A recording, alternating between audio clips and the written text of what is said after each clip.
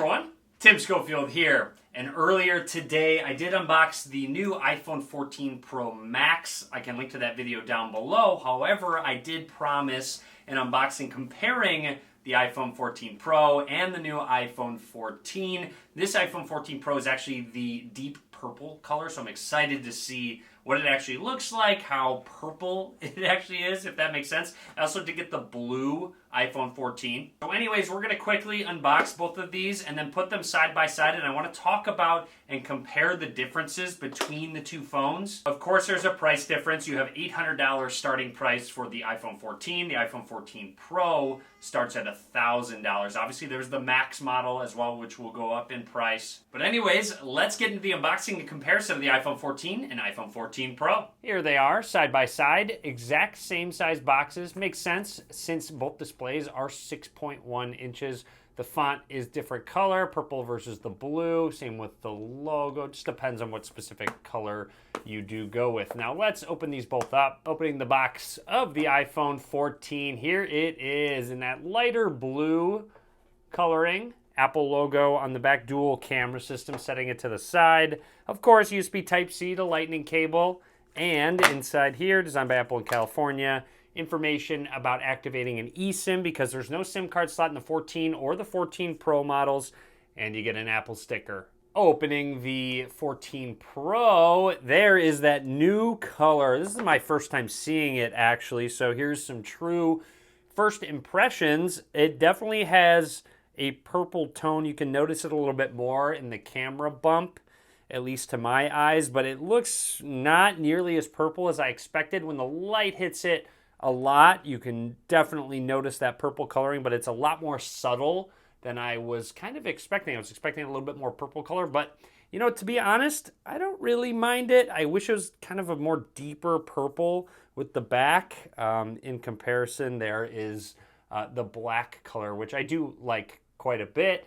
And then side by side with the blue and the purple. Here they both are on the back. A more glass coloring, more reflective on the back of the 14, and the back of the 14 Pro does have more of a matte look to it. So not as reflective as you could tell, even just by that light.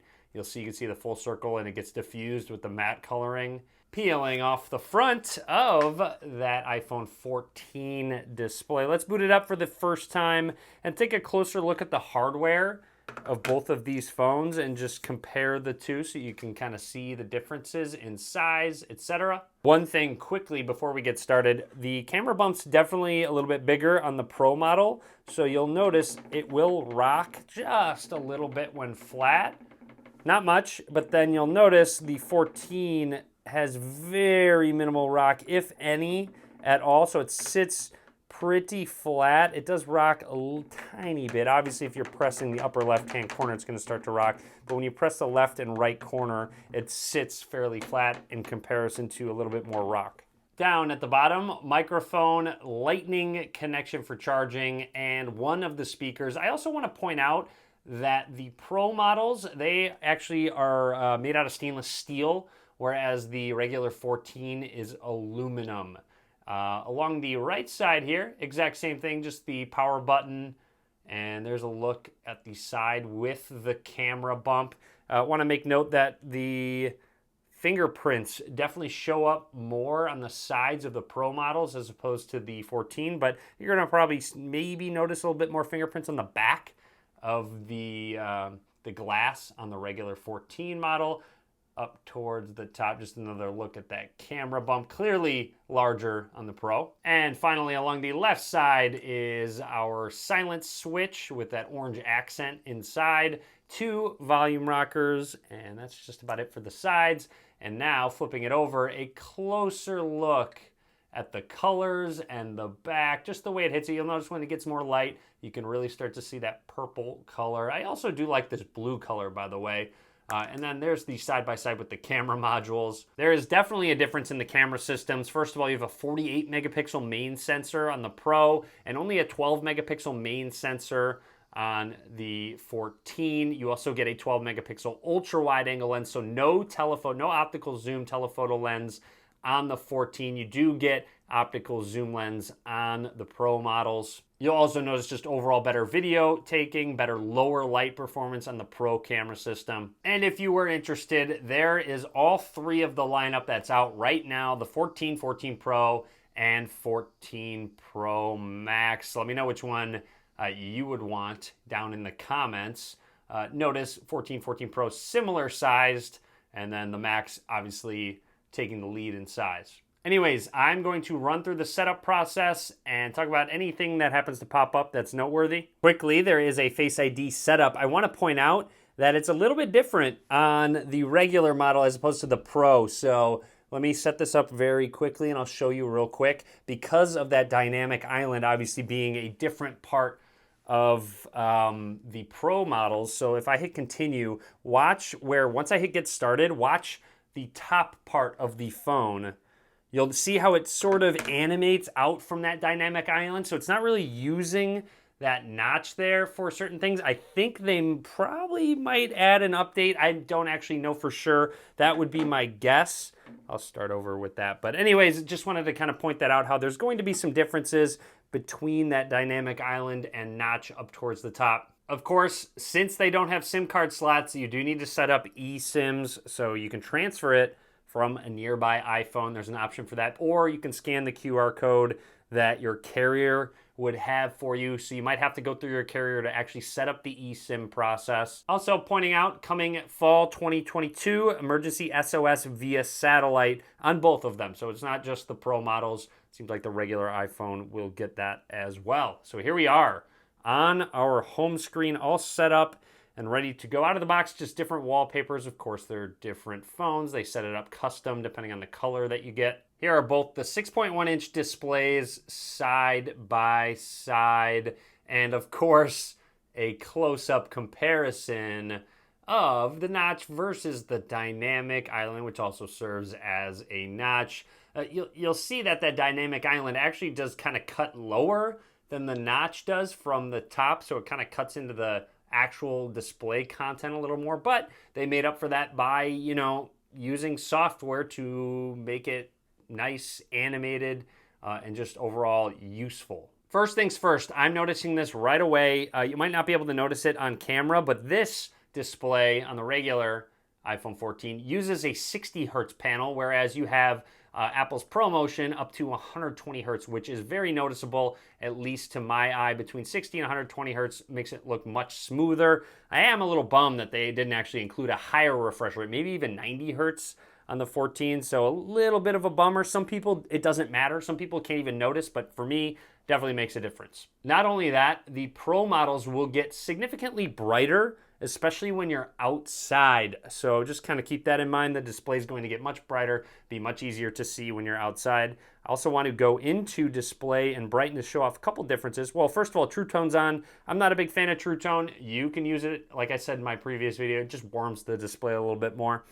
Anyways, one thing you'll notice, a setting here that's missing, because always on display is only on the Pro models. So not only do they have the dynamic island, but they have always on display that's missing in the Pro. So to show the difference, when I press the power button to lock the phone, always on display is on. You don't have to use it. You can obviously turn it off, but you'll notice, so always on display means what it means. The display is always on. It will drain a little bit more battery, of course, but you also get more information. You can have your widgets on your lock screen. If you tap the screen, it will bring you to the lock screen, similar if it was just off. So there is just another difference that you don't get. I personally really like having an always on display. I don't know if I like this implementation. I don't know if I need the wallpaper to always show. I almost kind of don't like that. That's my initial take on it. I need to use it more. I haven't had it at my bedside table, all that stuff. So to me, it seems like it's a little too much going on and I don't need it all. Also, a pretty big difference between these two phones is the chipset that it uses. So the iPhone 14 uses the iPhone 13 Pro's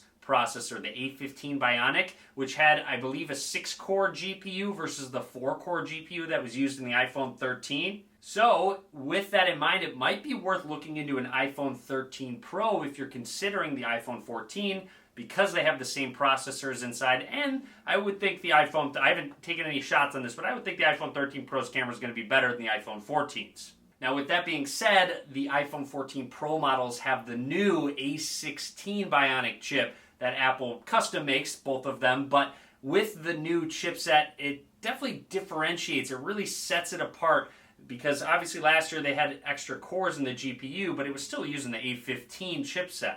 Also, after holding both of these devices, I am noticing that the Pro model is definitely heavier than the regular 14 and feels different in the hand. Feels a little bit more premium overall. I guess it just depends on if you like the glass back or not, which, you know, is just a personal preference. Let's quickly go into the camera app, which is where you'll see a lot of the big differences between the two devices. I definitely expect the Pro model to take better shots than the regular model. And you'll notice right away, you have both your ultra wide angle lenses to go into your regular lenses, but then you have the 2x optical zoom on the Pro and 3x optical zoom. Whereas if you do decide to zoom in on this device, it is all digital zoom, which isn't necessarily going to turn out terrible, but optical zoom usually serves as a much better option in terms of quality, clarity, and I'm excited to actually test out all this optical zoom capability. There are also other just camera features like Pro RAW, if you have macro photography that the Pro gets, so there's just a lot more that goes into the camera system. And also, just quickly wanted to show off the size of the Max next to the two, just to give you an idea of how much bigger that display actually is. It's a considerable difference. You'll also notice better battery life on the larger one because they can include a larger battery as well. Anyways, definitely a big difference between these two devices this year, especially because they use completely different chipsets with the A15 versus the A16. The camera's definitely going to be better. That display has a higher refresh rate. It's just a different design overall. Which of course will bring on that higher price. So anyways, that is it for me. I hope you enjoyed my video. A lot more videos coming soon on these devices, the new AirPods coming out soon, the watch. Just be sure to click that subscribe button so you're notified when those videos go live. Be sure to give this video a thumbs up, and as always, thanks for watching.